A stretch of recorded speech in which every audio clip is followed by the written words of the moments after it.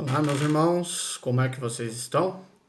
Bom, eu queria dizer que eu estou sentindo muita saudade de vocês, estou sentindo realmente muita falta e hoje em especial, não é, eu estou mais triste do que o de costume, não é, porque nós estávamos ainda realizando com um número bem reduzido de pessoas, não é, com o objetivo de ter um local para aqueles irmãos que não têm um familiar cristão de poderem cultuar e adorar a Deus. Estávamos nos reunindo aqui na minha casa e infelizmente nós não conseguimos fazer isso este domingo, não é? Porque, como eu avisei os irmãos, não sei se todos sabem, mas foram diagnosticadas 2 pessoas, né, no trabalho da Jéssica com o Covid-19.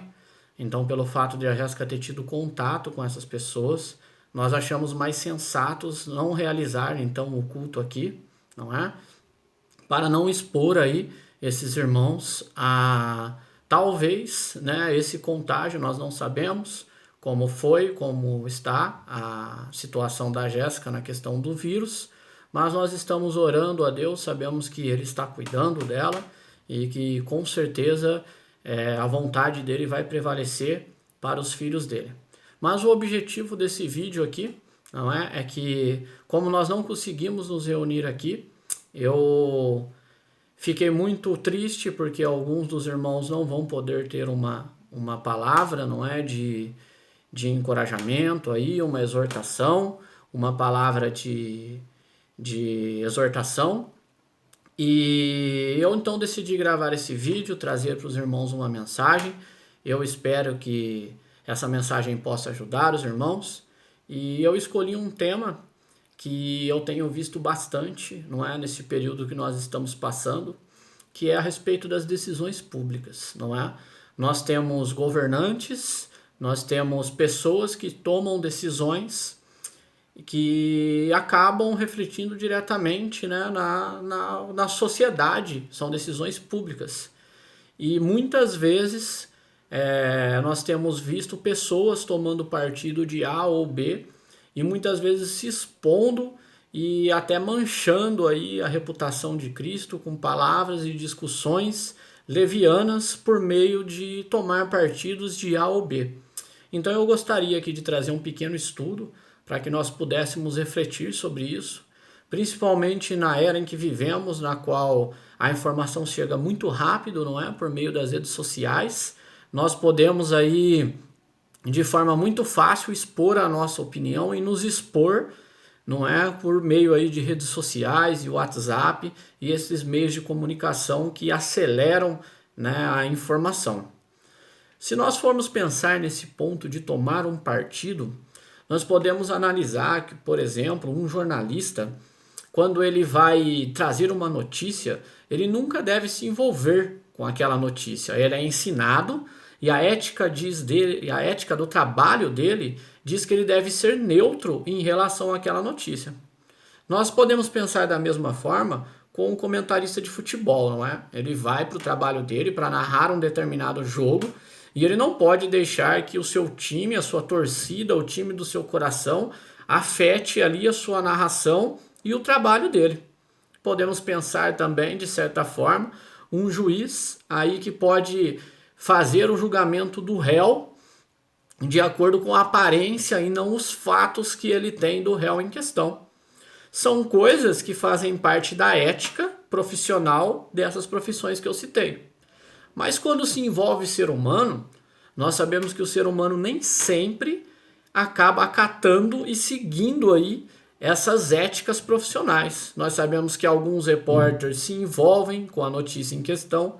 Sabemos que alguns narradores acabam deixando aquele grito de gol do time de coração soar mais alto.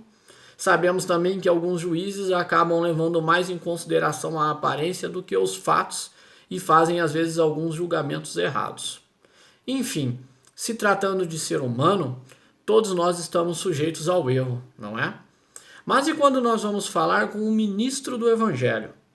Nós, que somos responsáveis por levar o Evangelho às pessoas, a refletir o Evangelho de Cristo às pessoas.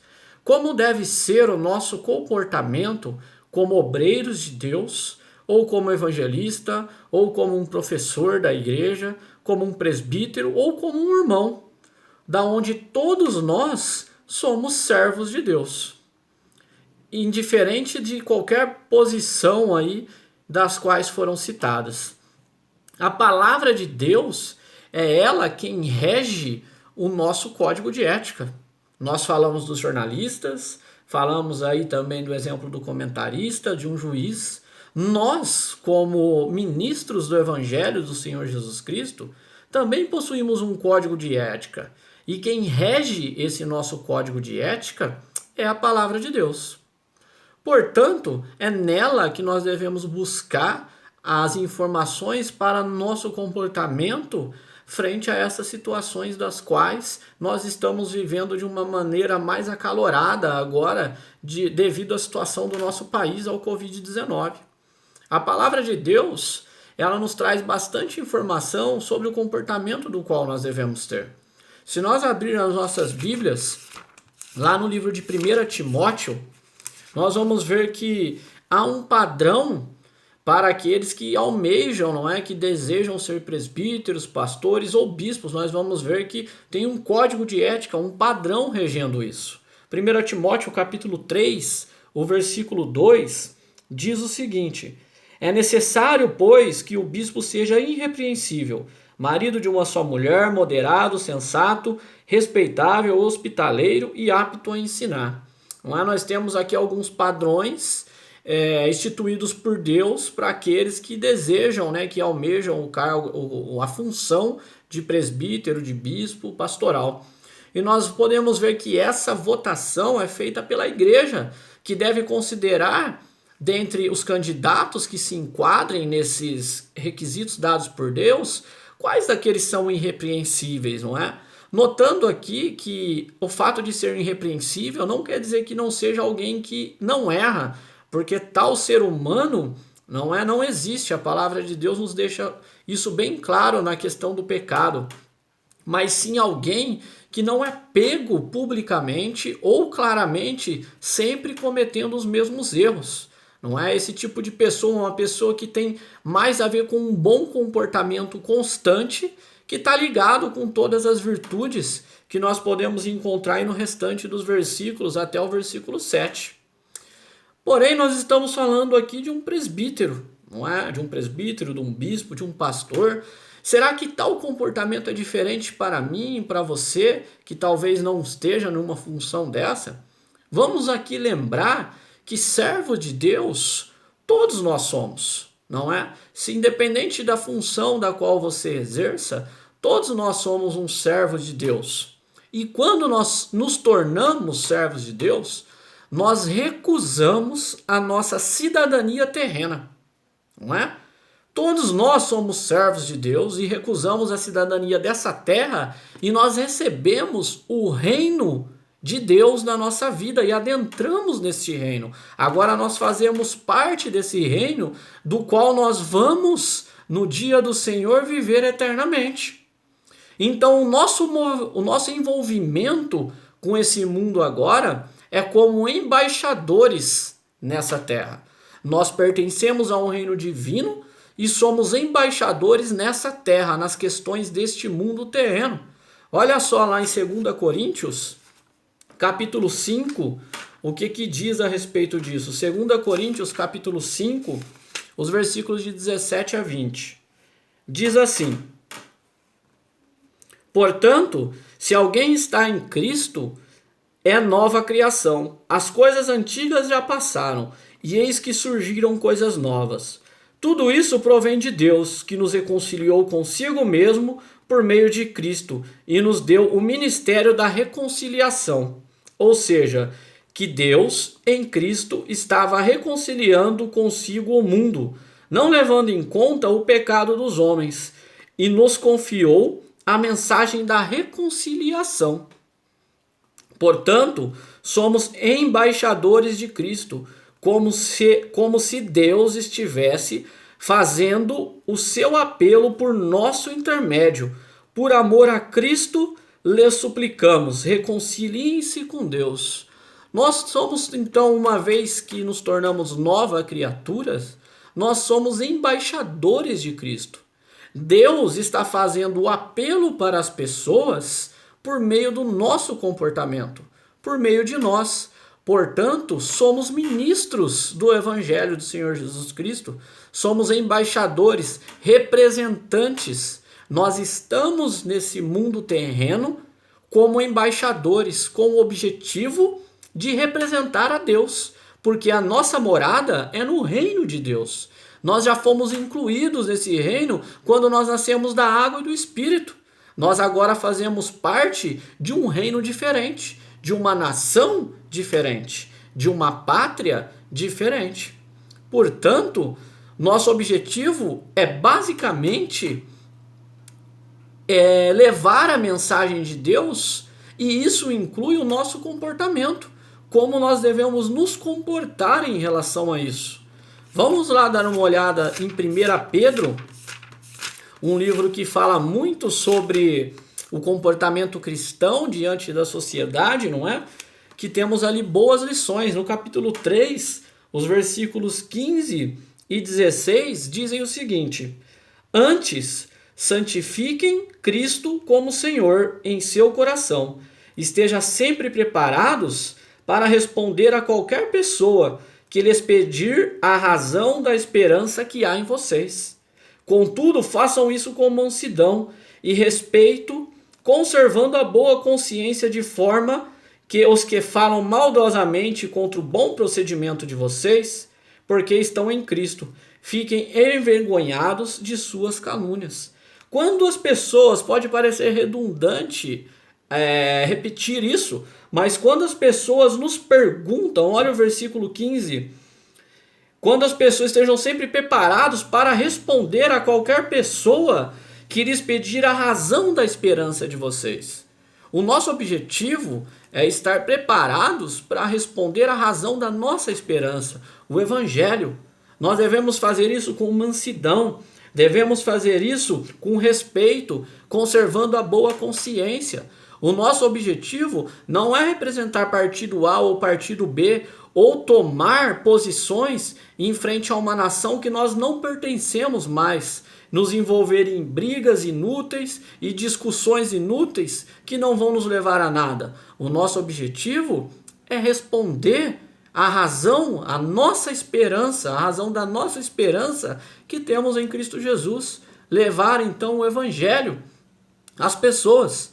O nosso objetivo é imitar a Jesus, não é? O nosso objetivo é até que, por meio do nosso rosto, nós já podemos mostrar que nós estamos no alvo e não ligados às coisas que não pertencem à nossa nação ou à nossa pátria.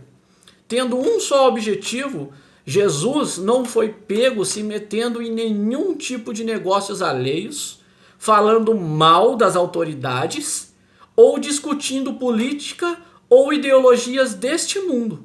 Não temos nenhum tipo de envolvimento de Jesus Cristo neste ponto. E nós podemos ver algo o contrário disso, na verdade. Se nós abrirmos as nossas Bíblias lá no Evangelho de João, no capítulo 18, nós vamos ver que Jesus ensinava, pregava e não discutia, independente da situação. Olha só que interessante aqui quando Jesus é preso e é levado diante do sumo sacerdote, lá em João capítulo 18, o versículo 19 ao 23. Enquanto isso, o sumo sacerdote interrogou Jesus acerca dos seus discípulos e dos seus ensinamentos. Respondeu-lhes Jesus: eu falei abertamente ao mundo, sempre ensinei nas sinagogas e no templo, onde todos os judeus se reúnem. Nada disso disse em segredo. Por que me interrogas? Pergunta aos que me ouviram, certamente eles sabem o que eu disse. Quando Jesus disse isso, um dos guardas que estava perto bateu-lhe no rosto. Isso é jeito de responder ao sumo sacerdote? Perguntou ele. Respondeu Jesus: se eu disse algo de mal, denuncie o mal, mas se falei a verdade, por que me bateu? Olha que profundo, olha só que sabedoria, olha só que exemplo para mim e para você. Quando questionado, Jesus disse sobre o seu ensino: Nada eu disse em segredo. Nada eu disse de mal das pessoas. Você pode perguntar a qualquer um, eu ensinei abertamente. Pergunte àqueles que eu ensinei. E por um ato de covardia, por um ato de ignorância, como nós vemos muito hoje em dia, das pessoas tomando partidos, o guarda bate em Jesus, dizendo que ele desrespeitou o sumo sacerdote. E mesmo diante de ter apanhado, de ter sido ali julgado, caluniado, olha a resposta de Jesus, versículo 23. Se eu disse algo de mal, denuncie o mal. Mostre o que eu disse de errado. Não tinha o que dizer, mas se falei a verdade, por que me bateu? Jesus não era contestado, Jesus não entrava em discussões desnecessárias que não iam levar a nada. Jesus Cristo não tinha esse perfil. E se nós somos servos e agora nós habitamos uma morada celestial, do qual é o reino de Deus para nós, nós temos que ser imitadores de Jesus e se comportar dessa forma. Nós temos outro exemplo no livro de Atos, de Paulo também, Atos no capítulo 24, quando Paulo foi questionado também a respeito dos ensinos que ele vinha trazendo, Paulo também ali deu uma resposta semelhante à de Jesus. Olha lá, Atos 24, versículos 10 e 13, dos 10 ao 13. Quando o governador lhe deu sinal para que falasse Paulo, declarou: sei que há muitos anos tenho sido juiz nesta nação, por isso de bom grado faço a minha defesa. Facilmente poderás verificar que há menos de 12 dias subi a Jerusalém para adorar a Deus. Meus acusadores não me encontraram discutindo com ninguém no templo, nem incitando uma multidão nas sinagogas ou qualquer outro lugar da cidade. Nem tampouco podem provar-te as acusações que agora estão levando contra mim. Paulo não estava fazendo discussões, não estava tomando partido, fazendo ali aglomeração e multidões. Ele estava levando o evangelho, ele estava pregando a palavra de Deus. O intuito não era ficar discutindo sobre ponto A ou ponto B ou tomando partido de nada. E sim, o objetivo era levar a mensagem do reino. Era levar a esperança que nos mantém vivos e crentes de que nós vamos herdar eternamente esse reino que nós já habitamos. Essa é a nossa função aqui. Essa é a nossa parte na pátria celestial da qual nós pertencemos agora, da qual nós somos embaixadores. Nós precisamos ter na nossa mente a consciência e entender que nós não pertencemos a este mundo. Uma vez que você se tornou servo de Cristo, você abdicou desse direito terreno para fazer parte de um reino celestial. Você confessou que Jesus é o Senhor da sua vida, que era Ele quem tomaria as decisões por você. Portanto, o nosso código de ética é a palavra de Deus. Paulo, inspirado pelo Espírito Santo, deu recomendações a Timóteo para que ele não se envolvesse em tais discussões terrenas. Olha só que interessante, em 2 Timóteo, capítulo 2, os versículos de 22 a 26. 2 Timóteo, capítulo 2, de 22 a 26. Fuja dos desejos malignos da juventude e siga a justiça, a fé, o amor e a paz com aqueles que de coração puro invocam o Senhor. Evite as controvérsias tolas e inúteis, pois você sabe que acabam em brigas. Ao servo do Senhor não convém brigar, mas sim ser amável para com todos, apto para ensinar e paciente. 25. Deve corrigir com mansidão os que lhe se opõem, na esperança de que Deus lhe conceda o arrependimento, levando-os ao conhecimento da verdade, para assim que voltem à sobriedade e escapem da armadilha do diabo que os aprisionou, para fazerem a sua vontade. É essa a nossa função, é levar para as pessoas o evangelho de Deus, não ficar preocupado com posições, cargos e outras discussões públicas que não envolvem a nossa morada celestial, que não envolvem o nosso reino. Se nós confiamos em Deus verdadeiramente e colocamos as coisas de Deus em primeiro lugar, nós sabemos que as coisas básicas não vão nos faltar, que aquilo que é necessário nos será suprido, que em meio a uma nação que talvez esteja tomando decisões que nos botam medo, que nos deixem com o coração apreensivo, nós ficamos nos envolvendo nessas discussões como se nós fôssemos mudar algo, se envolvendo em brigas e discussões que não competem a nós. Você já parou para pensar o quanto de pessoas que estão tendo a sua vida ceifada por conta do coronavírus?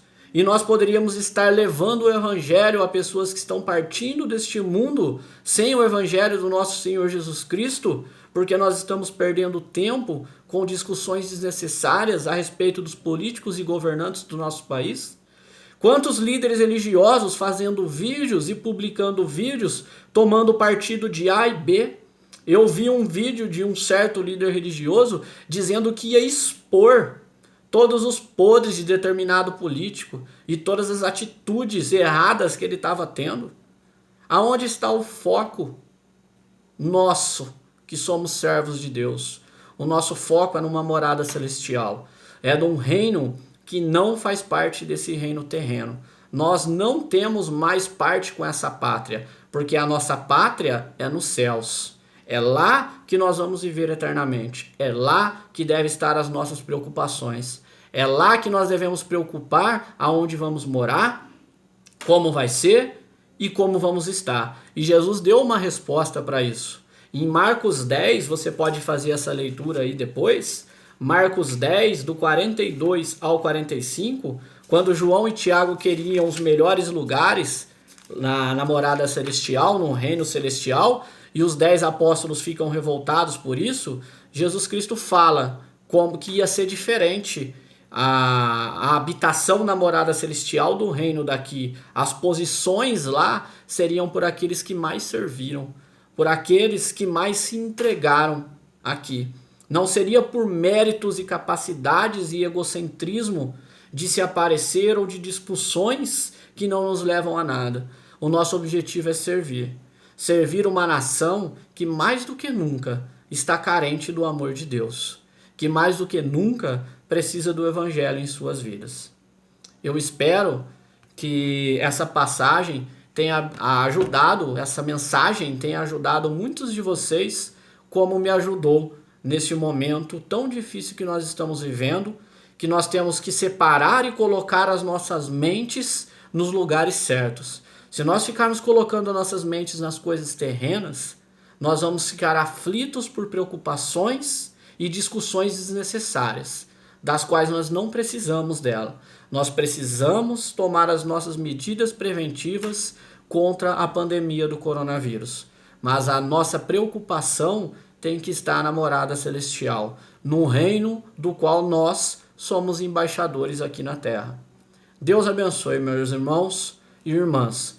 Um forte abraço para vocês e, se Deus quiser, logo nós poderemos estar reunidos pessoalmente para podermos cultuar e adorar o nosso Deus, que nos resgatou do reino de trevas e nos transportou para o seu reino de luz, por meio do novo nascimento da água e do Espírito. Deus abençoe, irmãos e irmãs. Um forte abraço.